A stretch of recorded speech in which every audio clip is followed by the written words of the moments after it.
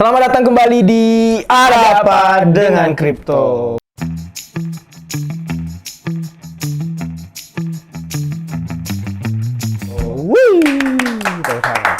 Ini udah tepuk tangan yang ketiga ya, jadi udah sepi.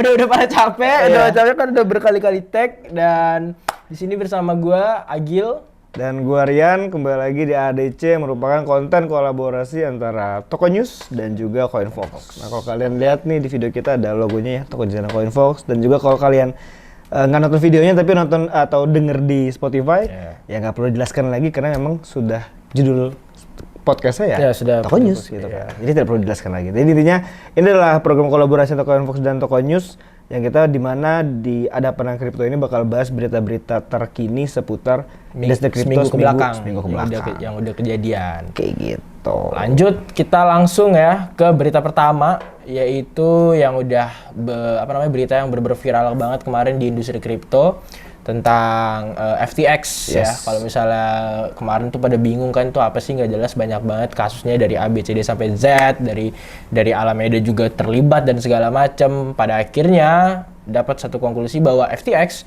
mengajukan bangkrut dan CEO Sam Bankman-Fried akhirnya mundur dari jabatannya. Dan buat kalian yang mungkin yang nggak terlalu ngikutin, gue bakal jelasin sedikit aja mungkin tentang kasus ini ya. Jadi memang intinya itu semua berawal ketika balance sheet dari Alameda Research itu bocor ke publik yang di-spill sama CoinDesk.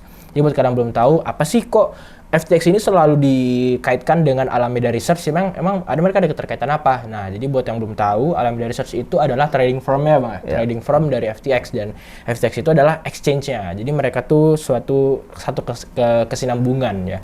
Dan setelah itu pada akhirnya karena memang ada masalah dari FTX-nya, dan akhirnya tuh tiba-tiba CZ bersimpati untuk ingin mengakuisisi FTX untuk menolong FTX yang kayaknya tuh udah sekarat ya. Karena udah liquid lah tuh. Iya, karena udah ada chaos sih sebenarnya, dan pada akhirnya CZ berusaha untuk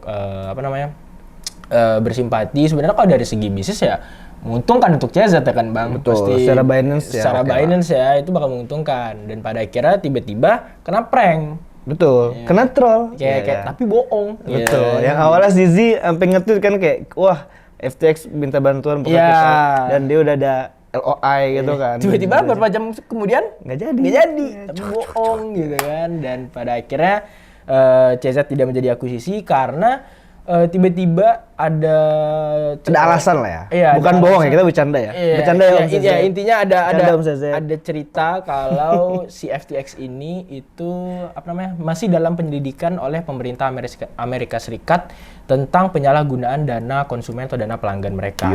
Dan juga ya itu sih sebenarnya. Dan juga Sam Bankman-Fried itu juga kemarin ada juga yang viral juga kemarin, dia ngebuat backdoor ya, Bang. Backdoor ini gimana caranya dia bisa memindahkan uang, atau fitur yang dibuat sama Sam Bankman-Fried itu sendiri untuk memindahkan uang tanpa ketahuan dan tanpa terdeteksi oleh publik gitu. Jadi dia kemarin move sekitar berapa? 10 juta ya? 10 juta dolar. 10 juta US dollar. Jadi itu cukup gede sih, dan pada akhirnya ya sekarang FTX sudah jadi debu sampai jadi debu, guys. Dan sudah banyak di delisting oleh banyak exchanger, dan ini luar biasa. Jadi memang dampak dari FTX pun cukup luas gitu kan, termasuk teman-teman kalau kita baca-baca juga gitu kan, ada berita lain juga tentang Solana gitu kan, dimana Solana ini memang terdampak ya. Ibaratnya kan kalau kita ngomongin industri kripto, emang satu crash ini biasanya terdampak yang lain nih, kayak bola salju lah. Kayak contoh kita ngambil Luna crash kemarin, ya nggak cuma Luna tapi ada Triaro Capital, ada Bubble, dan hal-hal lain yang company lain yang akhirnya terdampak gitu kan. Nah, dari FTX ini salah satu yang terdampak adalah Solana, ya sebenarnya termasuk blue chip kripto lah ya bahasanya gitu kan, yang terpaksa kemarin sempat turun sekitar 20% harganya ya, karena memang ada ada FUD dari market yang ketakutan dari efek FTX ini. Karena kalau teman-teman tahu, ibaratnya FTX ini juga salah satu investor backer juga dari Solana, sehingga ada ketakutan dari investor Solana juga bakal kena dampaknya nih gitu. Dan akhirnya kemarin juga sekitar 20%, dan ada juga sekitar 18 juta lebih lah koin Solana yang di unstake ya, atau di unlock pada jaringannya, yang menyebabkan harga cukup turun, dan juga banyak whales besar Sekitar berapa tuh kemarin, Gil? Kemarin tuh ada Wells yang ngejual kepemilikan Solana dia sekitar 2.450.000 koin Solana. Yap. Yang dijual dan akhirnya sedikit ngedam lah ya. Sedikit ngedam si Solana ini. Lu ada porto nggak di Solana? Ada sih. Tapi ya udahlah ya.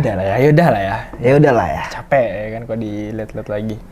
Oke, lanjut. Masih dengan kasus yang sama ya, karena seperti yang Bang Rian bilang, kalau satu kena tuh pasti semuanya keseluruhan bisa kena, dan ada isu kalau presiden dari El Salvador, Nayib Bukele, itu menyimpan koin di FTX. Dan Bukele tuh yang buat main gitar ya? Itu ukulele, Pak. Itu ukulele yang kecil gitu ya. Tapi selama ini gue nulisnya bukulele loh. Gue kira berarti lu salah. Tapi Bang, emang beneran Nayib Bukele dibuat di sini. Bukele, Nayib Bukele. Ya, Bukele. Yang salah kayak gini. Nggak ada yang ngerti ya? Talukan kan? Talukan ya. Iya. Yang ada El Salvador tuh beda ya? Kan dia Latin gitu nggak sih? Karena udah nonton Black Panther. El Salvador tuh bangsa Maya sama Aztec, Pak. Ya kan Talukan juga Maya. Belum nonton filmnya sih. Jadi gini ceritanya. Jadi kita bakal bahas Black Panther hari ini tuh. Selamat datang di Breakdown Channel Universe. Iya, DCU gue sering nonton.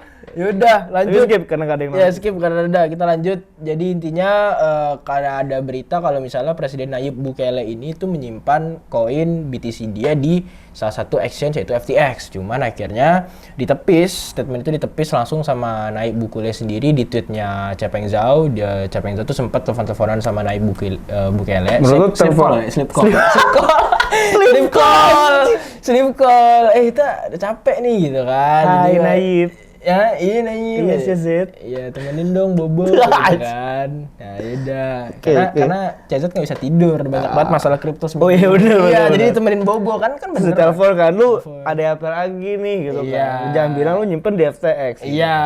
Enggak kok gitu. Akhirnya ketiduran bareng gitu kan. Jadi akhirnya Nayib Bukele itu ternyata menepis kalau mereka menyimpan itu di yang nggak tahu lah itu atau di hardware wallet, hot wallet, cold wallet, nggak tahu dimanapun. Lagi pula sejak isunya naik, gue juga mikir nggak mungkin lah. Masa sebuah negara menyimpan cadangan Bitcoinnya di dalam exchange centralized apalagi ya. Jadi kayak pasti di tempat yang lain lah. Mungkin di Brankas, di Brankas mana bisa di Brankas? Enggak, tapi ada Bang kalau di Brankas tuh ada. Gue tiba-tiba kebayang money heist gitu. Iya. Jadi di Brankas sih ngomongnya. Iya. Ada lah pasti dia disimpannya dan katanya sih aman. Dan juga Nayib Bukele sempat ngomong kayak ngasih statement kalau enggak, kita juga nggak pernah gitu berbisnis sama FTX. Songong banget gaya, kelas banget, songong banget gaya dia. Dia lagi ngejelas Easy itu padahal. Iya. Kayak gitu. Semua orang lagi ngejelas Easy ya, termasuk orang ini. Ya enggak deng, jangan ditampilin. Gue pengen ngomong apa tuh enggak? Yang mana? Ya kemarin ada orang cewek foto sama Sisi. Oh, sekarang ini, itu. Nih, langsung cepat. Nah, ada segitu aja. Gitu ya. Lagi banyak yang campur sama Sisi akhir-akhir ini ya. Mulai dari banyak lah dia. dia. Di sini juga ada yang foto sama Sisi, nanti kita tampilin foto Rina ya. Wih, sama Sisi. Nah, ngedate ya kemarin ya sama si botak gitu. Nah, selain itu tadi udah cukup lah ya, banyak banget berita-berita yang berhubungan dengan FTX yang kalau kalian baca banyak menyebabkan bola salju. Dan selain dari Nayib Bukele, kita mungkin agak Bukele. Iya, Bukele. Kita ngomongin agak pindah sedikit karena udah cukup kita ngobrol FTX ya. Kayak teman-teman mungkin udah bosen juga. Kita bakal ngebahas ada berita juga lagi ramai ini seputar FIFA World Cup ya. Karena ternyata Piala Dunia ini seminggu lagi gitu ya. Seminggu lagi bakal diadain dan ternyata kalau buat yang belum tahu banyak banget project atau implementasi Web3 ini di dalam FIFA World Cup. Nah, kalau teman-teman tahu, pertama itu kalau dari segi sponsorship World Cup ini yang di Qatar 2022 itu disponsorin oleh Algorand dan juga Crypto.com gitu kan. Algorand ini ya project layer, lalu juga ada Crypto.com yang berupa exchanger. Selain itu juga banyak ternyata integrasi Web3 yang masuk ke dalam FIFA World Cup. Pertama ada yang namanya FIFA udah nge-license beberapa project termasuk Alter State Machine, itu kayak semacam permainan sepak bola pakai AI League. Lalu juga ada Upland. Nah, ini menarik nih. Teman-teman bisa cek Upland ini semacam metaverse berbasis blockchain untuk bisa jual dan beli properti virtual. Nah, sekarang ada koleksi di FIFA dia ngepromosiin ya, ngesponsorin. Yap, kayak gitu. Ada koleksi NFT Piala Dunia FIFA. Nah, terus ini ada yang namanya susah. Apa sih namanya nih? Enggak. Itu correction ya. Pigitil. Kalau koreksinya jadi Pitol. Pitol. Pi Pitil. PGTL. Kita nggak tahu nyebutnya apa. PGTL ini memungkinkan mereka bisa dapat hadiah digital untuk menggunakan AR. Dan banyak banget ya, ada juga match day yang semacam ini adalah permainan prediksi. Ini bukan judi kan, Gil? Enggak lah. Ini namanya match day. Permainan prediksi berdasarkan kartu sepak bola. Oh enggak, kayak seperti Sorare. Kayak Sorare, iya. Jadi teman-teman kalau tahu emang Sorare ini udah lama lah ya, dari tahun lalu tuh udah sempet rame. Pada Sorare ini ikutin sih. Ini ada match day juga yang mirip seperti itu, ada permainan prediksi berdasarkan kartu sepak bola yang permainannya mirip-mirip dengan Sorare. Terus juga ya banyak lah adopsi-adopsi menarik seputar FIFA World Cup yang kayak kita tunggu sih. Dan bisa kalian cek juga di sini nih ya artikelnya buat lebih detailnya untuk ngeliat tentang project-project yang integrasi sama FIFA World Cup ini. Kayak gitu. Terakhir nih Gil, ada apa terakhir, nih? Kayak seru nih ya. Berita selanjutnya datang dari dunia K-pop, yaitu salah satu girl band favorit Bang Rian sendiri, yaitu Blackpink. Dan mereka tuh dapat award di MTV EMA 2022, awardnya yaitu tentang Best Metaverse Performance. Betul, ini juga tiketnya baru ludes abis ya? Iya, ludes. Jadi baru hari ini pas banget nih. Iya, lu udah kebagian kan? Enggak dapet juga sih. Iyalah, berarti kurang fans banget lu. Lu apa? Lalisa. Best Girls itu keren lah. Bias kan namanya Bias kan? Bias itu apa? Nggak tahu, Bias kan namanya kalau K-pop gitu. Bias? Ya. Bias? Lu Biasnya kagak tahu. Yang ini yang kita suka. Bias tuh bukannya kayak beda ya? Beda, kalau di K-pop tuh beda lagi dunianya.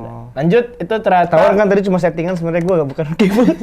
Jadi kita settingan kan. Anggap aja gue fans Blackpink. Iya, kalau Restarting kan gitu. Terus ternyata yang menariknya adalah award ini tuh sebenarnya tentang metaverse performance ini tuh sebenarnya udah banyak dari tahun lalu Bang. Jadi tahun 2021 tuh udah banyak banget kayak Justin Bieber, kayak beberapa artis lain tuh udah banyak yang terjun ke konser metaverse, tapi ya nggak terlalu begitu bagus karena jujur aja waktu itu gue pernah lihat grafiknya nggak bagus-bagus banget Bang. Jadi ini perdana dari Asia malah mendapatkan award yaitu Best Metaverse Performance. Karena yang paling gokilnya lagi adalah saingan dia tuh artis luar Bang, kayak Harry Styles. Ya masa artis lokal nggak mungkin dong JKT ikut-ikutan. Aita kata. Iya, skala. Tapi kalau JKT ikutan bisa menang loh.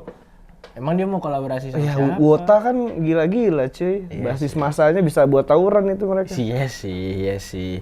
Jadi dia nominasi dari si Blackpink ini tuh dia nominasinya bersamaan sama Harry Styles, Justin Bieber, 21 Pilot, ada BTS dan Charli XCX. Dan ternyata konser ini Bang tuh bukan pure konser yang metaverse, atau dia kolaborasi sama beberapa game. Kayak si Blackpink ini tuh kolaborasi sama PUBG. Nah, si Ariana Grande itu kolaborasi sama Fortnite, Charli XCX itu kolaborasi sama Roblox, dan Justin Bieber itu berkolaborasi sama Wave. Oke, kalau JKT sama Free Fire ya. JKT sama Free Fire. Gue kayak kata orang banget kan gue Wota gitu kan. Iya. Tapi enggak, karena iklannya tuh lewat mulu cuy di TikTok ada. Iklan Free Fire sama si Ajiji dan JKT dan kawan-kawan. Tapi ini menarik sih. Maksudnya ini mungkin bisa jadi solusi ya. Maksudnya di Metaverse untuk teman-teman yang mau bikin konser tapi gagal terus. Wah. Siapa tahu kita bisa upcoming bergoyang first. Karena kan lagi rame. Karena nggak akan ada kendala kuota, Bang. Betul. Kita bisa kan case-nya gitu ya. Iya. Konser-konser di Indonesia tuh membludak. Terus cost-nya nggak balance kan, defisit gara-gara panggung, gara-gara ini mah. Terus gara-gara riders. Terus ujung-ujungnya refund. Tapi ada tapinya. Karena kan gue juga kebetulan dulu ngurus konser kan, pasti riders tuh ribet ngurusin, artis minta pisang lah, artis minta ada kulkas lah. Itu kan artis Indo aneh-aneh kan. Iya. Kalau di Metaverse nggak pakai riders, nggak pakai IO yang harus ngurus panggung. Iya, setuju.